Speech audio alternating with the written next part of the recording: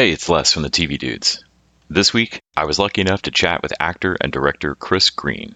You've seen him play Nathan on Atlanta, Nelson in Birth of a Nation, and most recently Bobby on Queen of the South. We chat about all of that, plus life of an actor, what got him into the craft, and more. Hope you enjoy.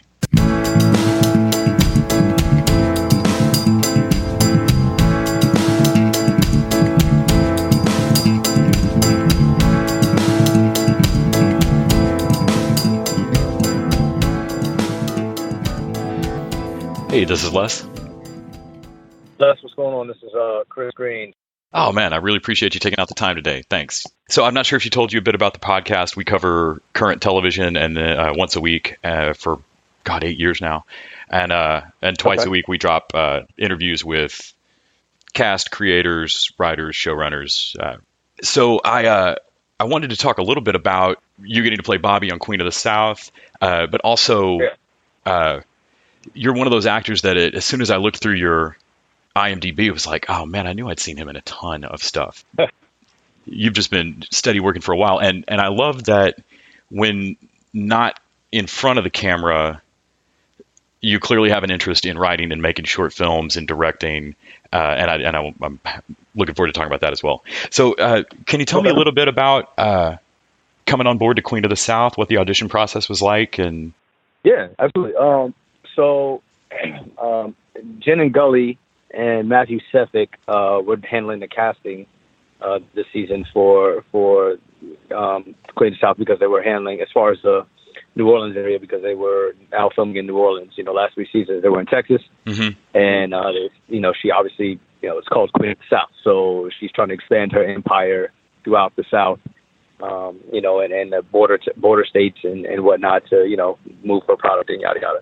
So, when they moved to New Orleans, wanted to open up the world a little bit. And I've known Jen and Matt for a while. Both of them have auditioned me and cast me before in other projects. So when this came up, I had just actually done a workshop type thing through my brand, Life of an Actor, where we educate younger actors, new actors, things like that.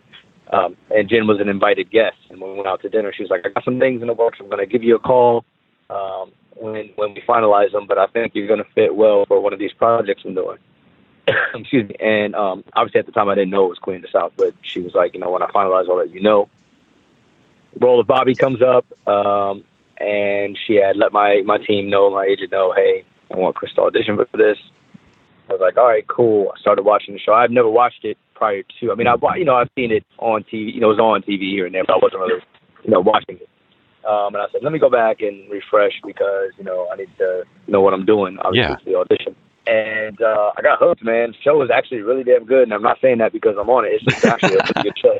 And I was like, wow, damn, how did I not watch this before, man? But it reminded me of, as far as like catching on to it, like a Breaking Bad. Like for me, I know some people probably, bust my balls for this, but I didn't get caught on to Breaking Bad until like season 3. So I'd heard people talking about it, but I was like, who wants to watch a damn show about a high school teacher, selling drugs? And then later on, when people were really talking, I was like, let me check it out.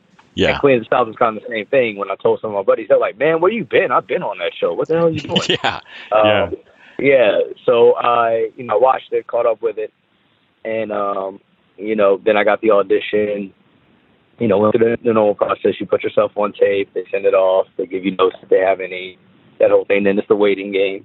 And it was crazy because I put out a tweet about, hey, this show is next on my hit list. Like, I'm about to put this on my resume because I believe in the power of words. And I was like, show's too damn good to not have me on it. And not thinking anything of it, I'm like, this is before I sent the audition in. And like the day after I put the tweet up, Jen called me and she's like, you might be getting a phone call. Just hang tight. I was like, okay. And then, of course, they called my team and they were like, hey, we want to have him on as Bobby. We think he'll be a great addition. And that's how that went. And that was about a week process. From the time I got the audition to the time I got the call was about a week of them going over stuff and, getting it tight because it was a company move for them. They had to uproot from Texas and go to New Orleans. So there was, they wanted to make sure everything was in play beforehand. So, but yeah, that's pretty much the process. Jim was very helpful. It's always good when you have a good relationship with directors, casting directors, stuff like that, because they do fight for you regardless. But even more so when they're familiar with your work. And she was, hell bent on letting me know after I got the audition, make sure you watch the show because the show has a specific tone to it, and I want you to get it right. So yeah, and then obviously, worked out in my favor, man. It's a little bit of, some skill obviously involved. It's going to gel with people, but also there's some luck to it because, some guy could have got his audition in a couple of minutes before mine, or they could have been paying attention to something else and, could have went a different way. So, can you talk a little bit about when you first got the acting bug, or even more so, when you first made that scary step to telling the world, to seriously do this. This is what I got to do. I was in college. I think it was my second year in college. So I was about 19, going on 20 years old, which is very late in the game. If you talk to a lot of people who've been in the industry for a long time, there's never no time limit on being an actor, but obviously it gets harder as you get older, to get into the game because, the training and the travel, and if you have a family, blah, blah, blah. Luckily, I only had college. So, and I remember I was going to school for music in North Carolina, and I remember linking up with a buddy who was dual enrolled. And the college I was at, Winston-Salem State University, and then he was at North Carolina School of the Arts, which is a well-known performing arts school. And we were just talking. He was like, "Hey man, this weekend my professor is doing his thesis film, and we're helping out, get extra credit, and I need to bring extras. Do you wanna come up and be an extra?" And I was like, "The hell is that?" Like I watched movies, but I knew nothing about the process. Yeah. And he's like, "Yeah, you're gonna be in the background, man. It's like a club scene." I was like, "I don't want to do that crap. Like, who the hell wants to do that?" And sit down, like, "Do I get paid for this?" He's like, "No." I was like, "Hell no, I don't want to do that. Like, that's stupid." I was like, "Acting is dumb." And he was like, "Just come up, man. You'll have a good time." I was like, "All right, whatever." And the film was called Chicks 101. It's actually one of my first credits on IMDb. But I got there, and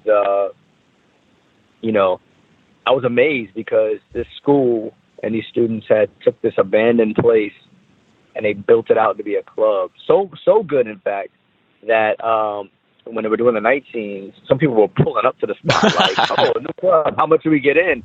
And to me, I was like, that's pretty damn amazing that these creatives can take a place and people look like, "Oh, okay, yeah, we can go in the club."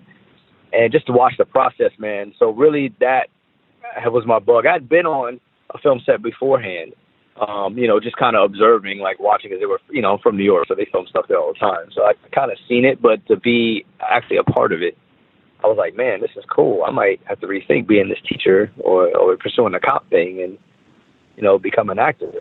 So I looked at training, and of course I got caught up in the BS scams of come to the mall, we'll make you a star, that kind of thing, because I didn't have guidance, Yeah.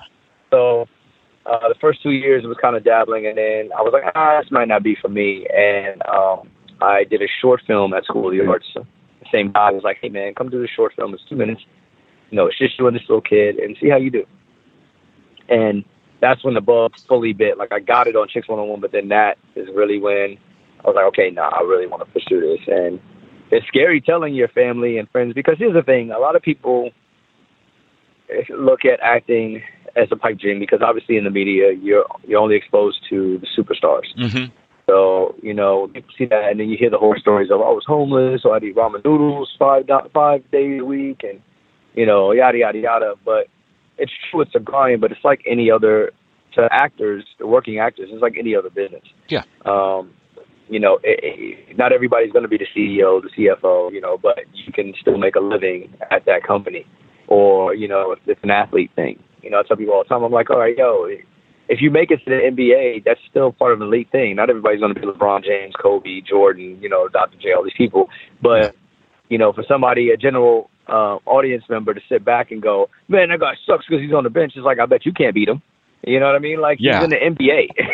Like, he's a professional player. He's just not LeBron, status or whatever. And that's okay. So, when you tell your family or friends, naturally, they're not very supportive initially, because it's, do you have a plan B?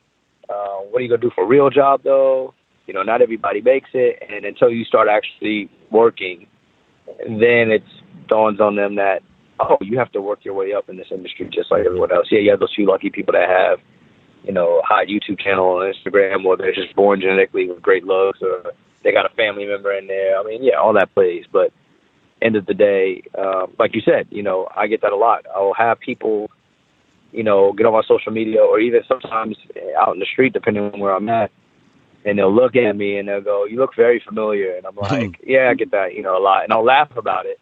But then later on, after a minute of just looking at me, or like if they're on my social media and they kind of look through some stuff, they're like, "I knew I saw you somewhere. You were in this show. I saw blah, blah." And I'm okay with that because they don't know my name, but I recognize you. Like, I know I've seen you somewhere. Are you related to somebody, or they can't quite place it? And that comes from just, putting in the time. So it was about 19 or 20 years old when I, decided that I was going to try it. And then about 21, I was like, all right, nah, this is what I want to do with the rest of my life. Yeah, I remember when the HBO show Deadwood was first coming out, somebody interviewed Tim Oliphant, the Sheriff Bullock, and he had been a steady working actor, a project every year, project every couple, had a family, this was his job. And then suddenly had a show that made him big. And he was like, oh man, I'm used to just taking the role that comes along twice a year. And now I got to worry about like whether that role plays with my fan base. He's like, I didn't have a fan base before. I just, went and got jobs.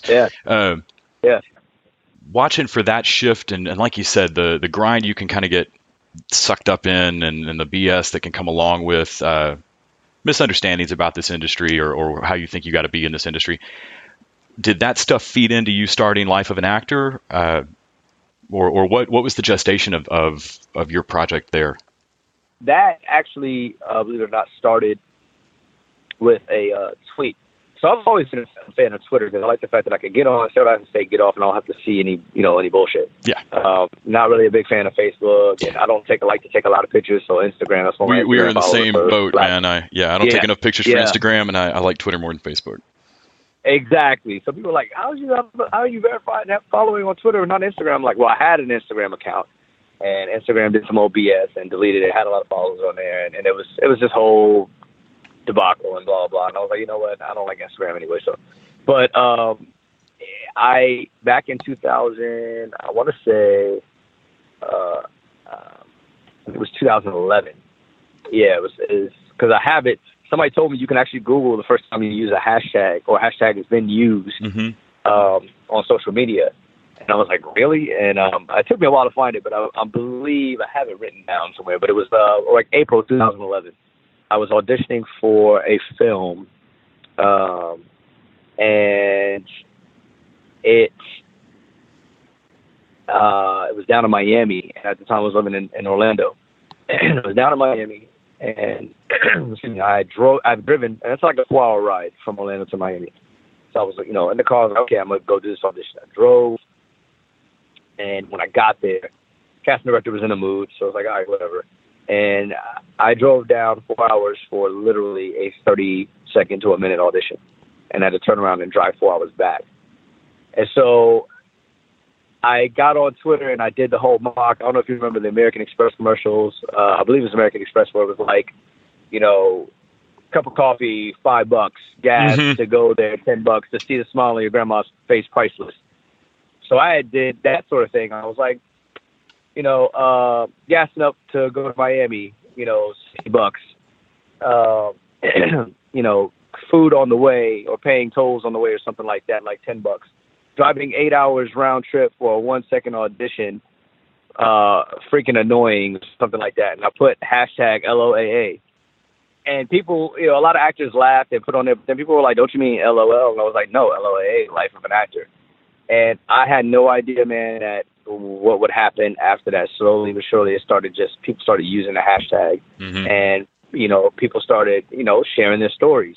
And I was like, damn, maybe I should do something with this, because people really don't realize the life of an actor. Like, all they see is the glam and the glitz. They don't see the work you got to put in, the hours that you got to stay up, the training that you have to do, the BS you have to deal with people telling you suck, or, mad at you or whatever. Like, they don't see that side of it. They just see the, red carpet. Oh, they make millions. Oh, yeah. So I was like, let me, and even for actors, educating them, like, if you're getting into this industry to try to be famous or be a celebrity, your feelings are going to get hurt. But if you're getting into it because you like to entertain and you enjoy telling stories, that celebrity will come eventually in some way, shape, or form. So that's what caused me to start, the build the brand of Life of an Actor and create the business was basically off of that experience and that little tweet. And it's funny because I'll look it up on Instagram and Twitter, and it's still an anonymity to it because people know about the brand, they know about the logo, but they don't know that I created it. So I'll see people post it, and everybody's like, "Oh, where did you get this from?" They're like, "Oh man, this is kind of my thing." And it's so funny because then I'll see other actors go, "Dude, stop the BS. You didn't create this shit. This guy did it." I'll put my.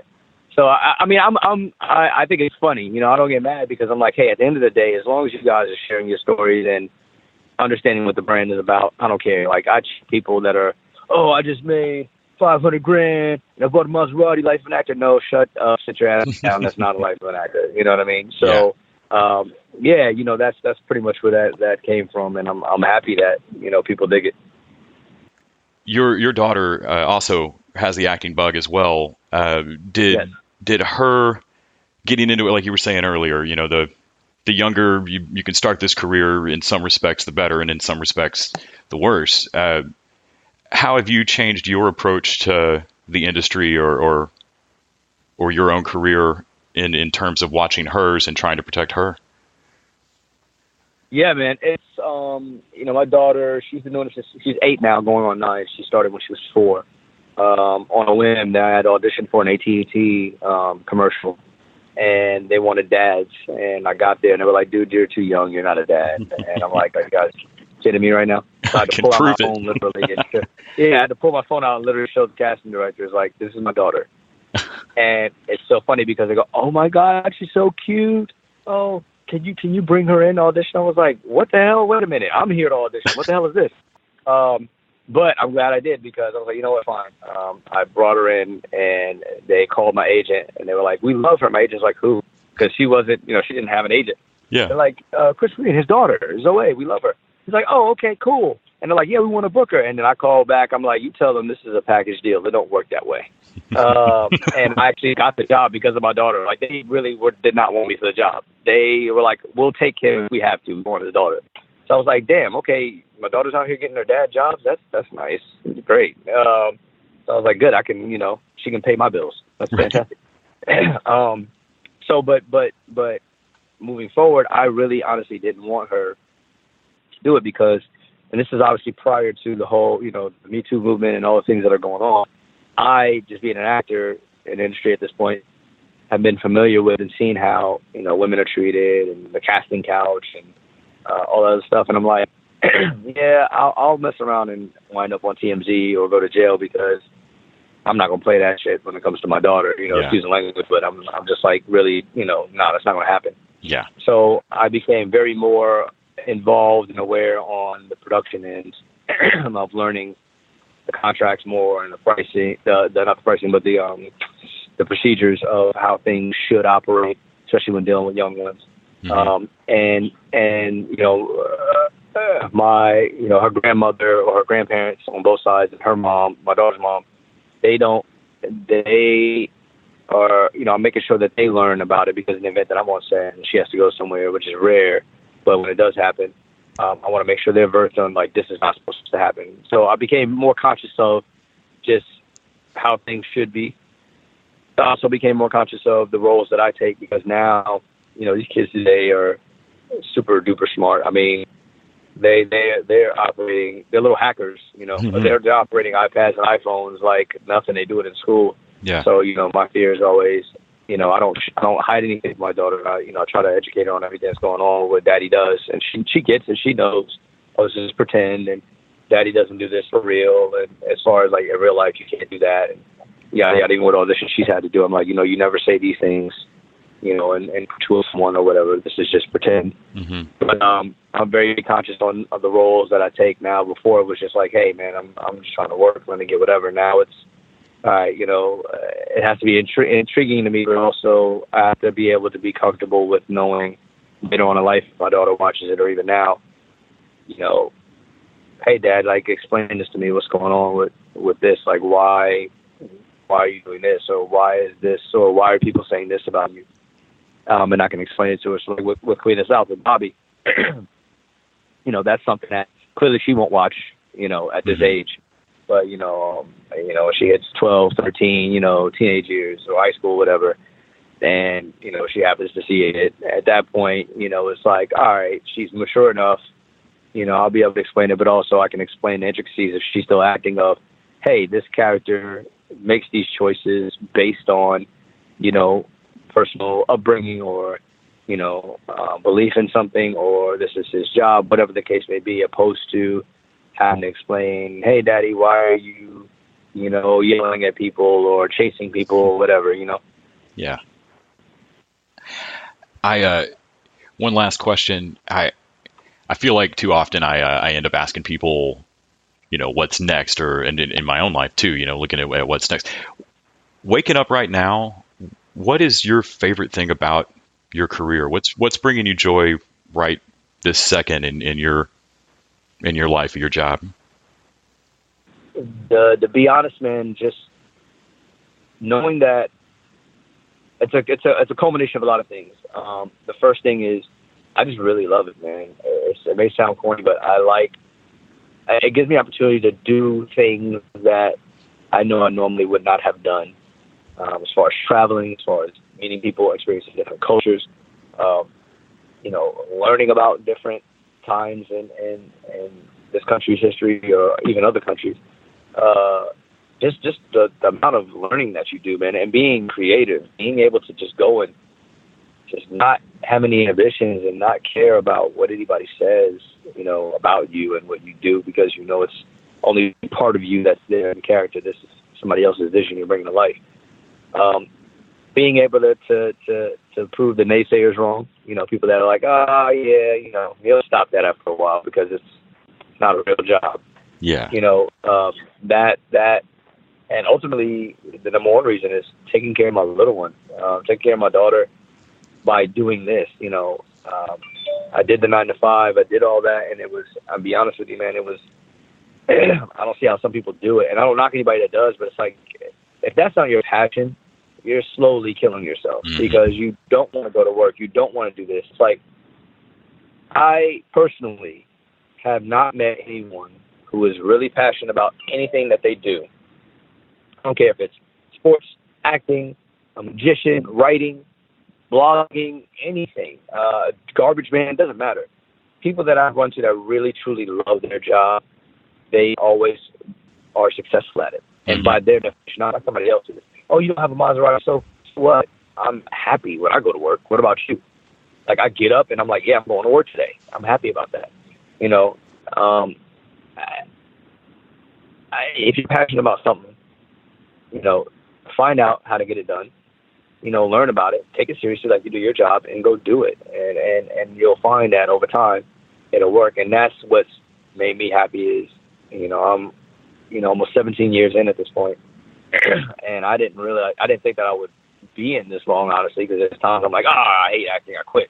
I think every actor has done that through the frustration and the politics and whatnot. But ultimately, it's, I had a coach of mine a while back named Rob Moss, very, very skilled theater actor, just an awesome person and human being. And I remember walking in to his office and telling him, I'm done with this crap, man. I hate it. These casting directors suck. They're, I'm being marginalized. The minority thing, this industry just sucks. And he said, I want you to go home. I want you to go to sleep. And I want you to wake up and I want you to write down the last thing before you go to sleep that you thought about. And I want you to write down the first thing you thought about when you wake up. And he said, get back to me. And so I did that. And I got back to him and I gave him the paper, and he said, it's funny because for somebody who hates what you just said, you don't like this industry or whatever, the last thing you remember thinking about going to sleep or journaling had to do with acting. And when you woke up, it had to do with acting. So you may be done with it, but it's not done with you. Yeah. And I'm like, damn, that's why I hate having solid mentors and coaches. I'm like, you bastard. So, how dare you be right about something I'm denying? Damn it. Exactly. So that ultimately makes me feel, especially since I got into it late in the game, I feel like this is, some people will say, I have a calling or whatever.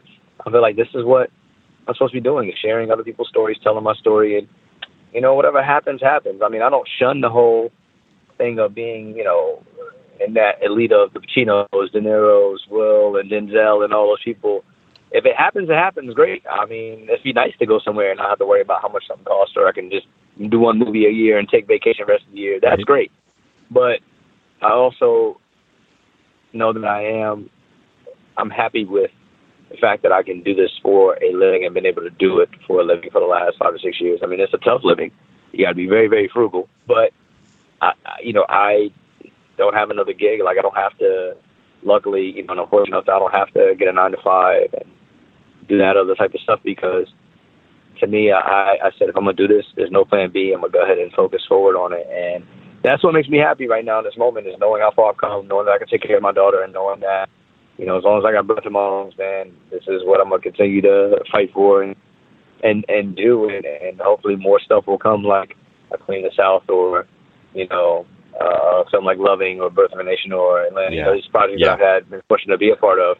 Hopefully more of those will keep coming my way, and I'll be able to help other actors along the way through Life of an Actor, through, doing short films and producing stuff, and all that. And just leave when I'm long gone, my daughter can speak about, or her kids can speak about, or just people in general could be like, I may have liked him, I may have hated him, but at the end of the day, he made an impact in the field that he was in. And that's ultimately all you can really hope for. Yeah, like you say, I mean, you're not always in control of what goes viral, of what's a hit, of what's, 8 million people loving it. But if you can define success for yourself, and if you can be good people to work with and keep your attitude right, people love to work with good people. People will see it. It'll work. I just have to believe that in any, like you said, garbage man, actor, right, whatever. If you feel successful and you're good to come to work and be around, it's got to work. Man, I can't thank you enough for taking out your time today. I really enjoyed chatting with you. Absolutely, man. No, thank you so much for having the interest and chat with me, man. Check out the site. It's great. You've actually interviewed a couple of people that I know. I mean, I'm not like super tight with Alan, but Maldonado, but we crossed paths. Oh man, he was a cool conversation. That's a busy guy, man. Oh man, listen, Alan is dope. He's cool. And then you interviewed, the baby sis. I saw you interviewed Jasmine Savoy Brown. We worked together on. Yeah, For the People. Yeah. Yeah, she's a sweetheart, man. She's a sweetheart. She was cool. When Tracy hit me up and I looked you up, I was like, absolutely, yeah. Anybody that I know is dealing with somebody, cool. She made you sound like an awesome guy, and you are. So keep doing your thing, man. Anything I can do to show you love. Yeah. Hey, shoot me over text with all your social media stuff, man. I'll shout you out. Follow for you, all sure. that good stuff, man. I love supporting people that support what we do, man.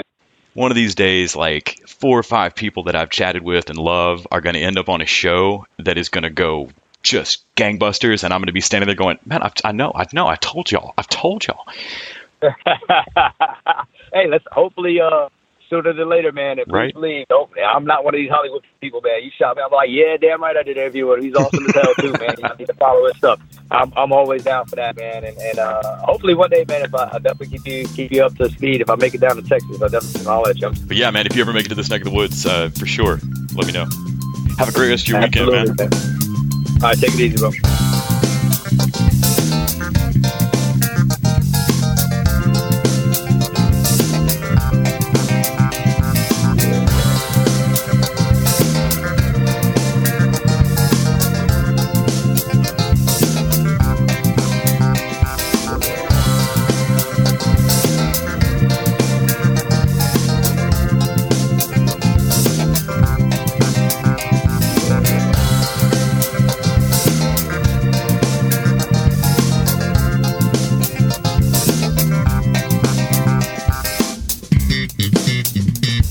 The TV Dudes is an independently run podcast and a member of the Electric Sweater Podcast Network. We are exclusively listener supported. If you'd like to help us out, go to patreon.com/tvdudes. You can like us on Facebook and Twitter @TVDudes. All the music for our show is by our friend and original TV dude, Gregory J. Amani Smith. To find out more about us, go to thetvdudes.com and electricsweater.com. I'm Grant Davis. Thanks for listening.